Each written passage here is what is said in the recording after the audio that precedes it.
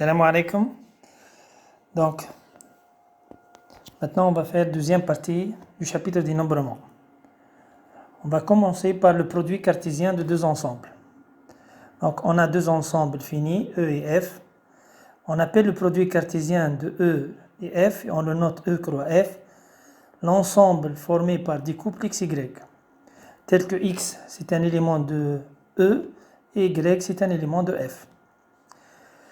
Cet nouvel ensemble formé par E et F, son cardinal, c'est-à-dire son nombre des éléments, est égal à cardinal de E fois cardinal de F. Par exemple, on peut avoir un ensemble E formé par les lettres ABC. Et un ensemble F formé par les chiffres 1 et 2. Donc E croix F, c'est l'ensemble formé par des couples qui sont de la forme XY. Le premier élément, c'est un élément de E, donc il peut prendre des valeurs A, B et C, par exemple B. Et le deuxième élément, c'est un élément de F, par exemple B1, comme il peut être B2, A1, A2, C1, C2. Donc il y a 6 couples, c'est-à-dire cardinal de E 3 fois cardinal de F, c'est 6. Exemple, quelqu'un qui entre dans un restaurant et on lui propose dans le menu 3 entrées possibles, 4 plats principaux et 2 types de desserts. Donc combien de menus possibles? Un menu possible, c'est un triplé. Le premier, il appartient à l'ensemble formé par les 3 éléments de l'ensemble des entrées. Le deuxième a 4 choix et le troisième a 2 choix. Donc le nombre de menus possibles, c'est 3 fois 4 fois 2. Donc un produit cartésien peut être le produit, un ensemble formé par le produit cartésien de plusieurs ensembles finis. Donc on peut même faire le produit cartésien d'un même ensemble, E croix E lui-même. Il est formé par des couples XY, tel que X c'est un élément de E et aussi Y c'est un élément de E. Ok? Voilà. On va faire un exercice d'application. La porte d'entrée d'un immeuble est commandée par un code d'accès composé d'une lettre suivie de 3 chiffres. L'ensemble des lettres, on va l'appeler E. E, c'est l'ensemble formé par les lettres A, B, C. Et l'ensemble des chiffres, on va l'appeler F. Donc, un code, il est formé par une lettre, un chiffre, 2 chiffres, 3 chiffres. Donc, un code possible, c'est un quadruplé. On dit que c'est un quadruplé qui appartient à E. Le premier élément, c'est un élément de E. Et les 3 autres de F. Donc, croix F 3 fois, on écrit croix F au cube. Donc, la question, combien de codes peut-on proposer? C'est-à-dire, on cherche cardinal de E, croix F, croix F, croix F. Donc, il y en a, pour la première lettre, elle a 3 choix. Pour l'autre, elle a le premier chiffre 9. Et là, c'est 9. Et là, c'est 9. Donc, il y a 3 fois 9 fois 9 codes possibles. Ok, vous faites le produit, vous trouvez ce nombre. La deuxième question, c'est combien de codes commençant par la lettre A? Là, le résultat, c'est un quadruplé aussi. Mais le premier a un seul choix, c'est A. Et les autres chiffres, comme d'habitude, chacun a 9 choix. Donc là, il y en a 1 fois 9 fois 9 fois 9 fois 9, ça fait 9 au cube. Donc il y a 9 au cube code de la façon proposée. Maintenant, je vais ajouter une question. Combien de codes possibles tels que le deuxième chiffre et le troisième chiffre sont identiques? Comme d'habitude, un code de ce genre, c'est un quadruplé. Le premier élément, il appartient à E, donc il a 3 choix. Le deuxième élément, c'est-à-dire le premier chiffre, il appartient à F, c'est-à-dire il a 9 choix.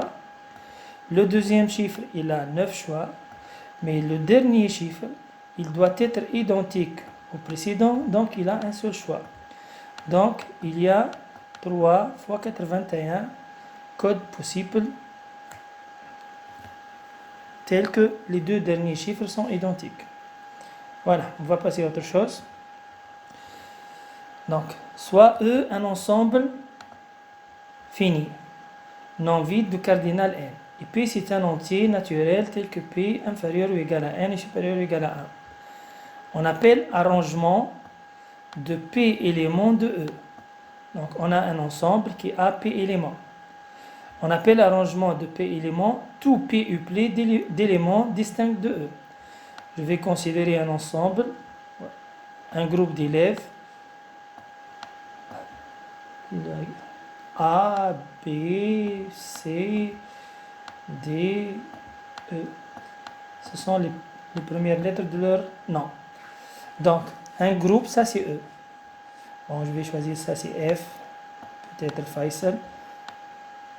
Et ça c'est l'ensemble E. L'ensemble E est formé par 5 élèves.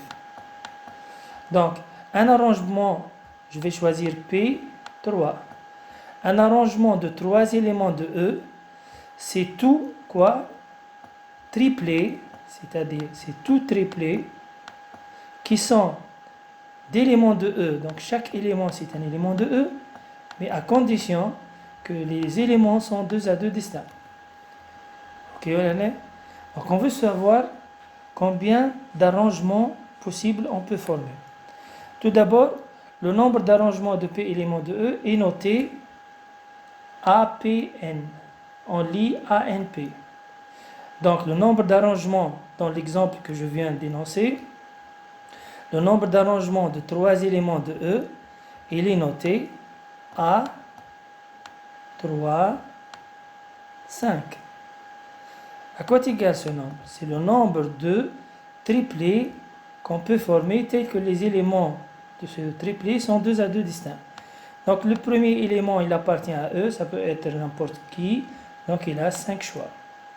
Le deuxième, il est nécessairement de E, mais il doit être distinct du premier, donc il a 4 choix.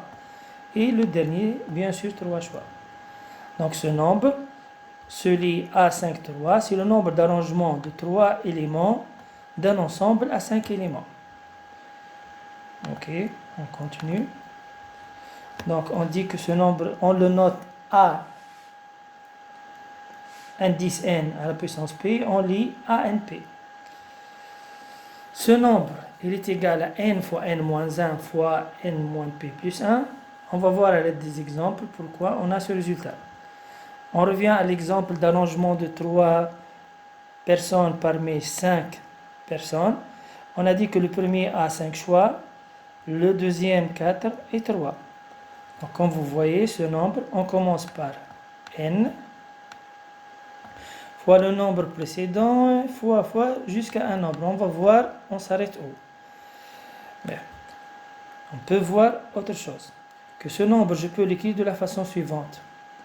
On complète par fois 2 fois 1 et on divise par 2 fois 1, rien ne change. Pourquoi on fait ça? Parce que lorsque vous faites le produit d'un nombre jusqu'à 1, on le note ce nombre 5, point d'exclamation, et on dit 5 factoriel. Et là, puisqu'on commence de 2 jusqu'à 1, ça se lit 2 factoriel. Supposons que vous avez 9 élèves dans une course. On veut voir les 4 premiers possibles, sachant qu'il n'y a pas d'ex-aequo. Donc la première place, on a la deuxième, la troisième et la quatrième. Donc un résultat possible des 4 premiers, c'est un quadruplé. C'est un quadruplé d'éléments de E qui sont distincts. Donc ce nombre, c'est le nombre d'arrangements de 4 éléments d'un ensemble à 9. Donc le premier il a 9 choix. La deuxième place, elle a 8 choix. Et là, c'est 7. Et là, c'est 6. OK? Donc, et on fait comme on a fait ici. On peut ajouter jusqu'à arriver à 1. On multiplie fois 5, fois 4, fois 3, fois 2, fois 1. Et on divise. On obtient, donc ce nombre, c'est 9 factoriel sur 5 factoriel. Donc on va trouver une relation.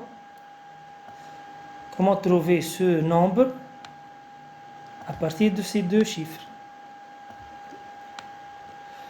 On remarque ici que si on fait la différence 9 moins 4 et on ajoute 1, on obtient ce nombre. Si on fait 5 moins 3, ça fait 2 et on ajoute 1, on obtient ce nombre. Donc c'est pareil ici. On commence n fois n moins 1 et on s'arrête où? On s'arrête où? N moins p et on ajoute 1. OK? Voilà. Donc, A np est égal, d'après la remarque, on n'a pas fini, je m'excuse.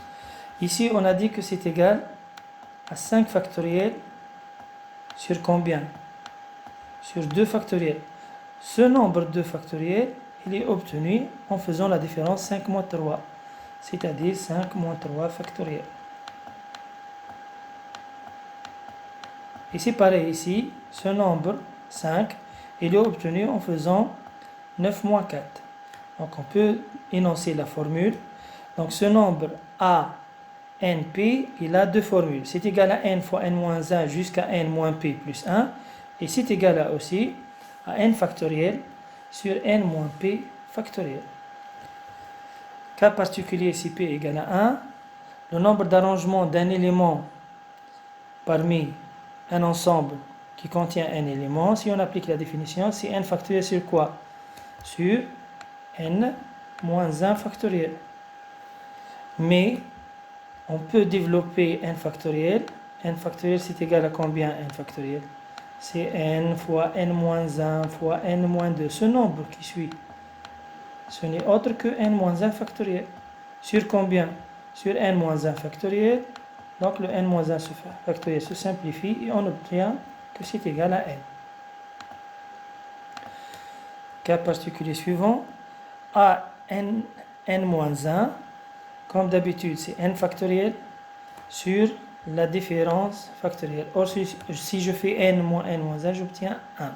Or, 1 factoriel, ce n'est autre que 1, donc ça donne n factoriel. Ça donne n factoriel sur la différence qui est 0 factoriel.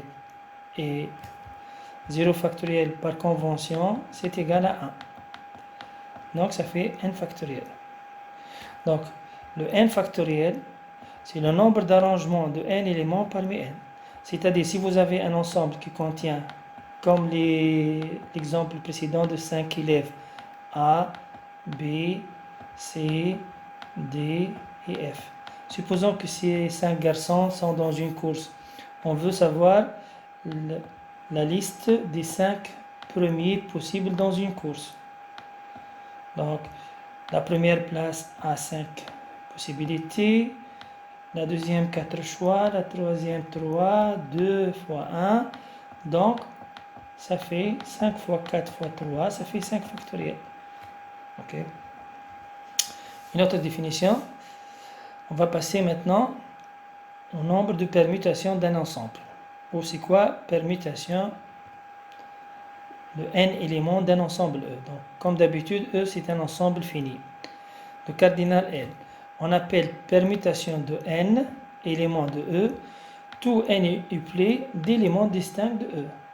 C'est-à-dire le nombre d'arrangements de n éléments d'un ensemble à n éléments. Et on a vu que c'est noté n factoriel d'après ce qu'on a fait précédemment. OK. Donc ça fait ici n factoriel. La voilà. On continue. Donc le nombre de permutations de n éléments de E est égal à n fois n moins 1, on a dit que ce nombre c'est égal, il est noté n factoriel et on le note aussi à n. Supposons que vous avez 4 chaises et vous avez 4 personnes. Ok. A, B, C, D. Donc, ça c'est la première place, la deuxième, la troisième et la quatrième. Donc, de combien de façons on peut placer ces 4 personnes sur ces 4 chaises? Ça revient à permuter ces 4 personnes sur les 4 chaises. Donc, le nombre, c'est 4 factoriel, qui est 4 fois 3 fois 2 fois 1. Pourquoi ça? Parce que pour la première place, on a 4 choix. Pour la deuxième, on a 3 choix. Et 2 fois 1. Donc, si je fais le produit, c'est 4 factoriel. Donc, le nombre de permutations de n éléments d'un ensemble E, c'est n factoriel. Maintenant, on va passer à autre chose. Soit E un ensemble fini, non vide de cardinal n, et P, comme d'habitude, il est inférieur ou égal à 1, mais cette fois-ci, il peut avoir la valeur 0. On appelle combinaison de P éléments de E toute partie de P éléments distincts de E. C'est-à-dire, je reviens à l'exemple des 4 5 personnes, A, B, C, D, E, A, B, C, D, F. Je choisis un groupe d'élèves. Je choisis par exemple ABC. Donc ce groupe, c'est ABC. Donc c'est une partie de 3 éléments d'un ensemble à 5 éléments. Entre parenthèses, cet ensemble, c'est la même que BAC. C'est la même que CAB. C'est la même que BCA.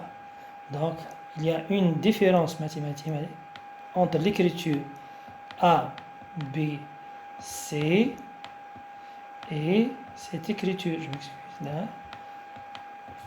Là, A c'est le premier. Je choisis l'élève A en premier, puis B le deuxième, ici le troisième. Là, je nomme le groupe de la même façon ABC ou la CAB, c'est la même partie. Donc, je vous rappelle, on utilise cette notation dans les équations. Par exemple, si je vous donne l'équation x moins 2 fois x égale à 0, quelles sont les solutions de cet ensemble? Donc, l'ensemble des solutions, c'est lui qui écrit que c'est 0, 2 ou 2, 0. C'est le même ensemble. Donc, cette écriture, c'est la même mathématiquement. Alors que si vous êtes dans un repère, le point 2, 0 et le point 0, 2, elles sont 2 points différents. Ok? Donc maintenant, on appelle combinaison de P éléments d'un ensemble E, toute partie formée par 3 éléments d'un ensemble à n éléments. Ici, on cherche une partie de 3 éléments d'un ensemble à 5 éléments. Alors, on continue. Ce nombre, il est noté C, indice n et à la puissance p. Et on lit CNP et on note comme ça. Ce nombre, c'est le nombre de combinaisons de p éléments d'un ensemble à n élément. Ce nombre est égal à n factoriel sur n moins p factoriel fois p factoriel. Je vous rappelle que ce nombre, ce n'est autre que ANP, le nombre d'arrangements de P éléments d'un ensemble AN. Donc, on peut dire que c'est égal à APN sur P factoriel. Ok, dans une autre occasion, je vais démontrer ce résultat. Pour le moment, on va accepter que le nombre de combinaisons de P éléments à N éléments, il est égal à N factoriel sur N moins P factoriel. Fois P factoriel, c'est égal à APN sur P factoriel. Je vais faire une vidéo pour expliquer ce résultat et un autre résultat. On continue. Donc, si je vous résume maintenant. Si on a un ensemble E formé par n éléments, on peut déterminer l'ensemble des P uplés d'éléments de E. C'est-à-dire, vous avez un ensemble formé par, on revient aux exemples de 5 élèves, A, B, C, D, F. Si par exemple on cherche le nombre d'arrangements de deux éléments de cet ensemble, c'est-à-dire A2, 5, c'est le nombre de couples d'éléments de E qui sont distincts. Donc c'est égal. Le premier, j'ai 5 choix et le deuxième, c'est 4. OK. Qui est égal à 5 factoriel aussi sur 5 moins 2 factoriel, c'est-à-dire sur 3 factoriel. Si vous développez 5 factoriel, ça veut dire 5 fois 4 fois 3 factoriel se simplifie, ça donne 5 fois 4. Maintenant, si j'arrange tous les éléments, ça donne A5, 5, qui est égal à 5 factoriel. Si je veux former une partie de 3 éléments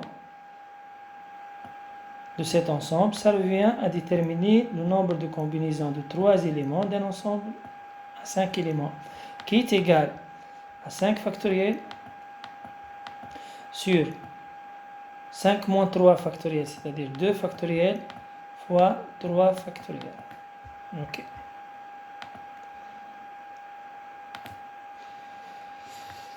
Donc ça, c'est la formule.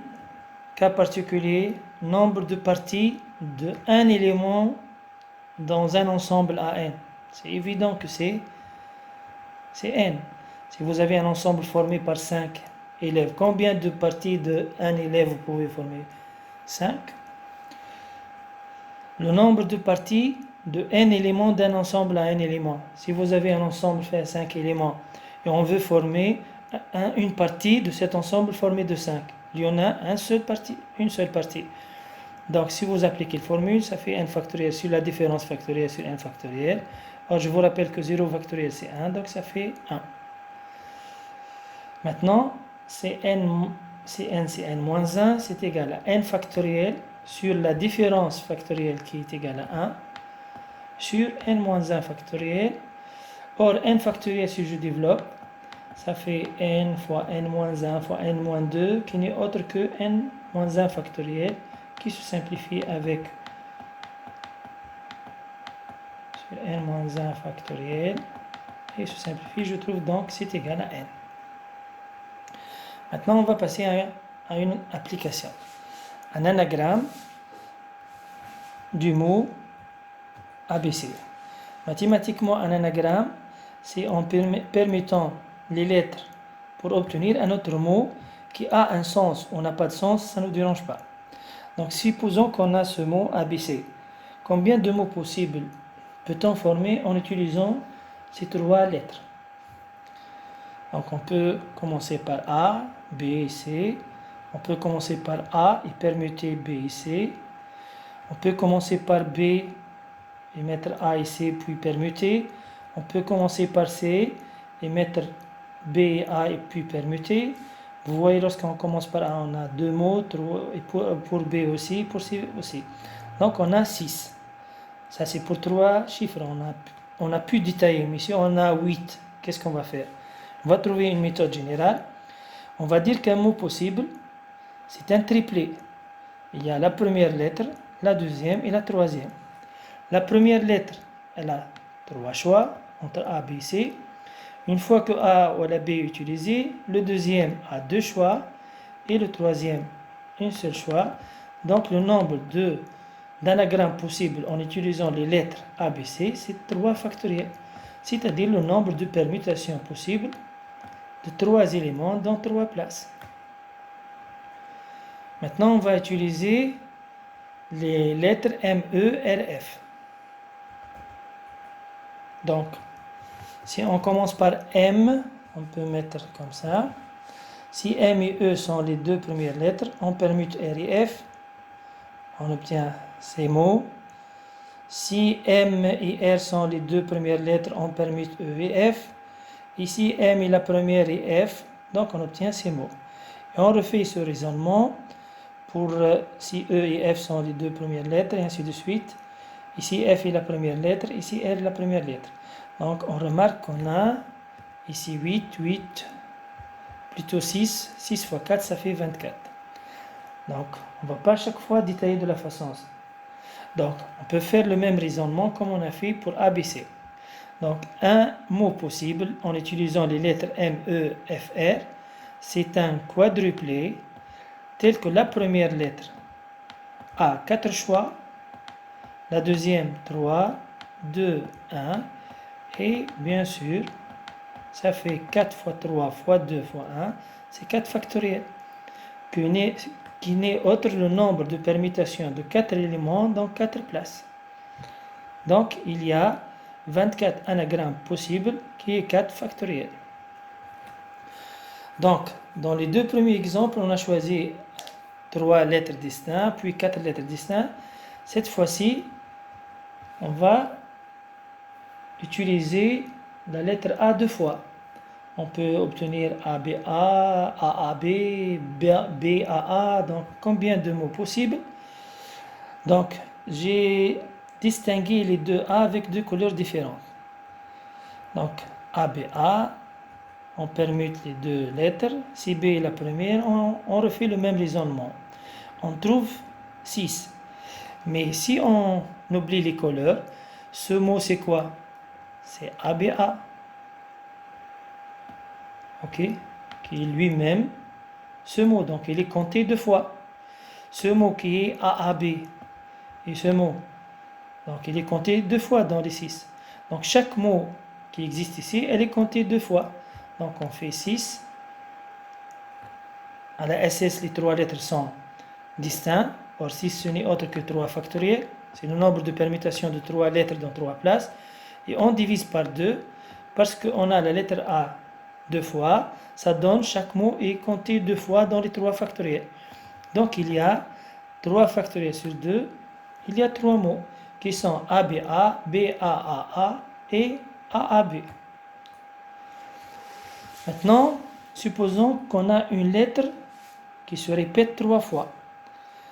Aussi, j'ai utilisé les couleurs pour distinguer entre les 3 E. Donc, on peut refaire le même raisonnement qu'on a fait pour MEFR. On va trouver, bien sûr, 24 mots. Mais, si vous remarquez ici, si on ne distingue pas les lettres, les couleurs, ce mot MEE, ce n'est autre que ce mot. Et c'est lui-même, ce mot. Et encore une fois, encore une fois, encore une fois. Donc chaque mot qui existe ici, elle est comptée 6 fois. Donc on divise 24 par 6, on obtient 4 mots. 24, bien sûr, c'est quoi? C'est le nombre de permutations de 4 éléments dans un ensemble. Plutôt le nombre de permutations de 4 éléments dans un ensemble à 4 éléments, c'est 4 factoriels. Mais puisque dans ces 4 factoriels, les lettres E, je peux les permuter entre eux combien de fois? Puisqu'elles sont 3 lettres, donc c'est 3 factoriels. On divise par 3 factoriels, qui n'est autre que 6. Donc on obtient 4 mots. Donc si on veut déterminer les anagrammes formés par 4 lettres distinctes, directement c'est 4 factoriels. Mais si il y a une lettre qui se répète deux fois, comme dans l'exemple AAB, on divise par 2 factoriels. Et ici, comme vous avez vu, si la lettre se répète 3 fois, on divise par 3 factoriels. Ok? Mais si on a un mot qui est constitué de, par exemple, 2A, M, 3 fois E. Ok. Combien d'anagrammes possibles? Comme vous voyez, on a 6 lettres. On suppose que ces 6 lettres sont distinctes. Donc, en principe, on obtient 6 factoriels. Puisque le A est 2 fois, donc on divise par 2 factoriels parce que chaque mot existe 2 fois en permutant les 2 lettres A. Et on divise encore par 3 fois, qui revient à multiplier ici par 3 factoriel. On obtient le nombre de mots possibles qui est égal à 6 fois 5 fois 4. Le reste, ce n'est autre que 3 factoriel qui se simplifie avec 3 factoriel. Ici, 2 factoriel, ce n'est autre que 2 fois 1, se simplifie par ce 4. On obtient 6 fois 5, 30 fois 2, 60. Donc, il y a 60 mots possibles formés par ces lettres. Maintenant, on va passer à un autre exercice. Une urne contient 3 jetons bleus et 4 jetons qui sont noirs. On tire successivement sans remise 5 jetons de l'urne. Donc, la question est, le nombre de tirages possibles est combien? On peut tirer en premier lieu ce jeton, puisqu'on ne remet pas, on peut en deuxième lieu tirer celle-ci, puis celle-là, 3, 4, et puis je reviens à celle-ci. Donc ça, c'est un exemple de tirage.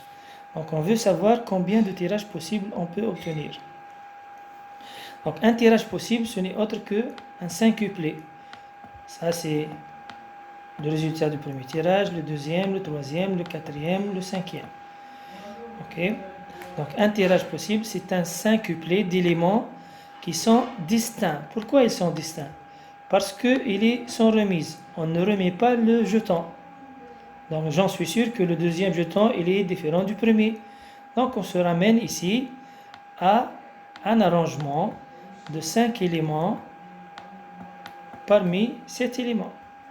Donc le nombre de tirages ici, c'est A75, qui est égal à le premier à 7 choix. Je m'excuse, je crois que je me suis trompé. Le deuxième, donc le premier a 7 choix. Le deuxième, 6. Le troisième, 5. Le quatrième, 4. Et le dernier, 3. Vous voyez, on s'arrête en, si je fais 7 moins 5, ça fait 2 plus 1, ça fait 3. Ou je peux faire 7 factoriel sur la différence sur 2 factoriel. Donc le nombre de tirages possibles, c'est 7 fois 6 fois 5 fois 4 fois 3. Je trouve ce nombre. Ok. Bien. Maintenant, le nombre de tirages donnant 2 jetons bleus. Ce nombre, à 5, 7, c'est le nombre de tous les tirages possibles. Mais on s'intéresse au tirage qui donnant 2 jetons bleus. Par exemple, je peux tirer la première bleue, la deuxième bleue, et les autres sont noirs. Comme je peux tirer la première, la deuxième noire, et la troisième qui est bleue. Donc, ça c'est un exemple de tirage donnant 2 jetons bleus. Mais combien il y en a? Ok, ça c'est un autre exemple. On peut se ramener à un anagramme formé par B, B, N, N, 3 fois. Ça c'est pour faire référence au jeton bleu et 3 noirs. Donc combien d'anagrammes? On a dit que on suppose qu'elles sont 5 lettres distinctes, donc il y a 5 factoriels. Puisque la lettre B se répète 2 fois, ce n'est autre que on divise par 2 factoriels fois 3 factoriels. Donc 5 factoriels sur 2 factoriels fois 3 factoriels. Or ce nombre, ce n'est autre que le nombre de combinaisons de 2 éléments d'un ensemble à 5. Pourquoi ça? Parce que on a 5 places. Qu'est-ce qu'on fait pour obtenir 2 jetons bleus? Ça, c'est pas... Donc 5 places. On choisit 2 places parmi 5.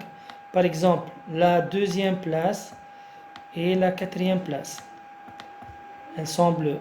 Ou comme ici, la première place et la deuxième place.